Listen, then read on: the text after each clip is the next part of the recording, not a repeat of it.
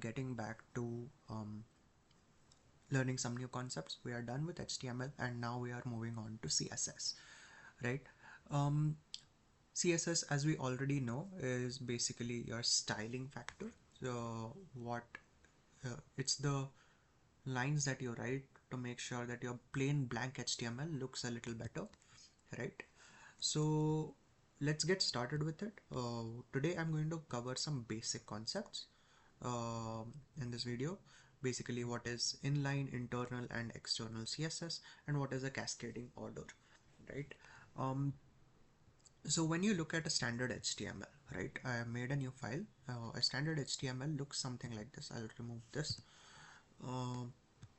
Now in this standard HTML, as you can see, there is a h1 tag. So if I open this, I'll open this HTML file.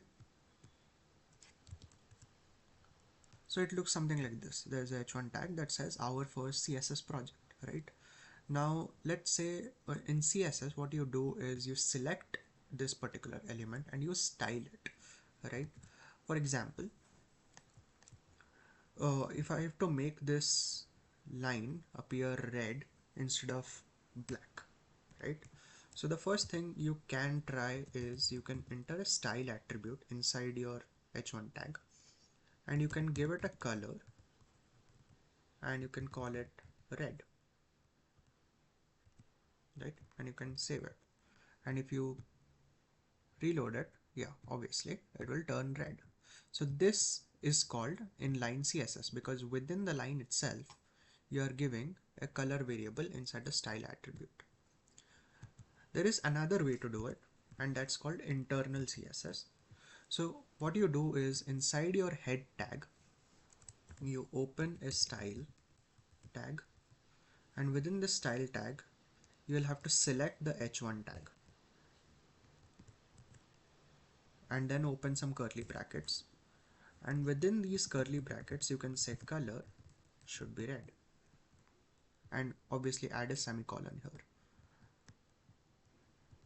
If I reload it, it still stays red. If I make it green and I reload it, it turns green. Now we are done with inline and internal. There is one more way and the most preferred way to do it. See, your HTML document contains all the HTML content, the plain content. The more you clutter it with styling, it is going to be very difficult to read. So it's better to have an external file like style.css, and here you just write the same thing that you wrote within the style tags. You write h1 curly brackets and color, let's say we'll do it blue, right? But if you go here and you reload, it will not do anything.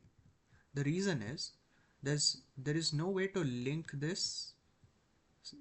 There is no statement here that links this index.html to style.css. So how do you link it?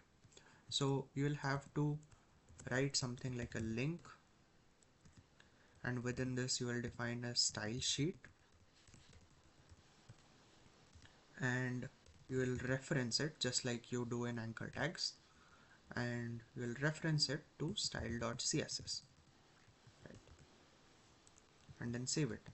Now if I go and reload this, it will turn blue, right? So yeah, those are the three different ways. One is inline, where you define it inside the tag. The second way is with a style tag inside the head tag, and the third way is to write a link tag relating it to another file called style.css, and that's the most preferred one called the external CSS. So you're done with three different methods to style your tags. Now let's come to cascading order. Now what is cascading order? Imagine that this h1 tag is styled with two different styles. Which one will be preferred, right? So let's say in style.css, where we have blue, I also add another h1 tag and say color is red.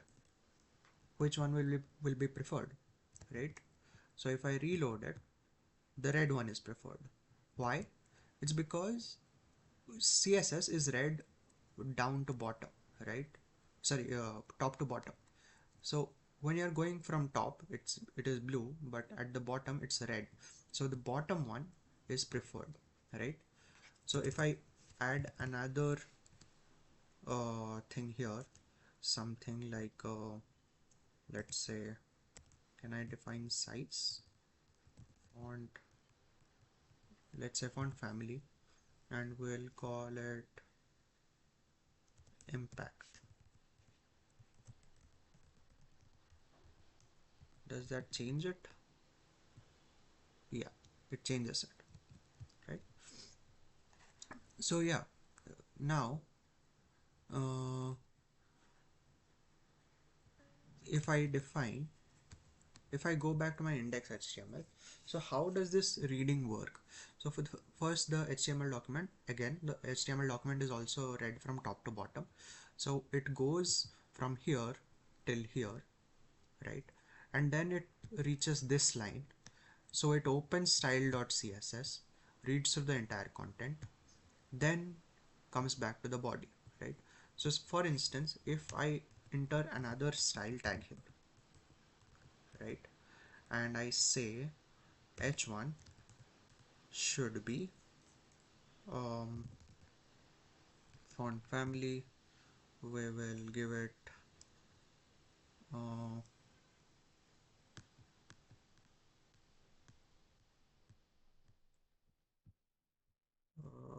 is there roboto mono?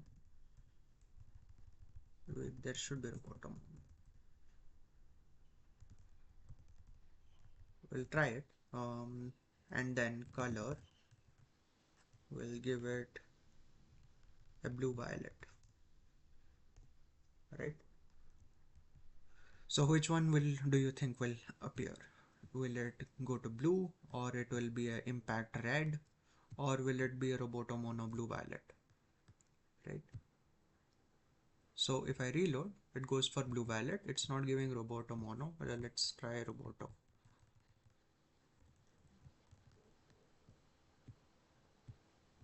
No change. Let's try something.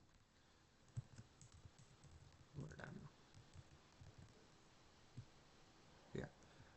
So it is taking Verdana blue violet.